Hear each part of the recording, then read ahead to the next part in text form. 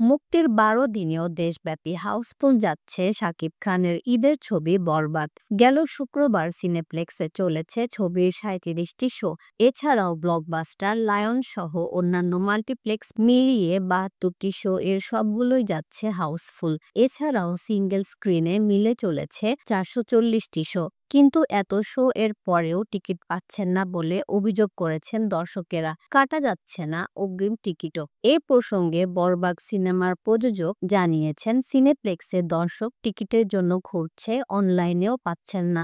সিনেপ্লেক্সও বিষয়টি নিয়ে অবগত। এদিকে দেশে সাড়া ফেলার পর ১৮ এপ্রিল যুক্তরাষ্ট্র ও ১৯ এপ্রিল কানাডায় বরবাদ অফিসিয়ালি রিলিজ করছে। যেসব এলাকায় বাঙালি কমিউনিটি রয়েছে, শুরুতে সেসব স্থানে থিয়েটারগুলিতে চলবে বরবাদ। এ সিনেমার মাধ্যমে আন্তর্জাতিকভাবে ফিল্ম ডিস্ট্রিবিউশন শুরু করল শাকিব খানের প্রযোজনা প্রতিষ্ঠান এসকে ফিল্মস।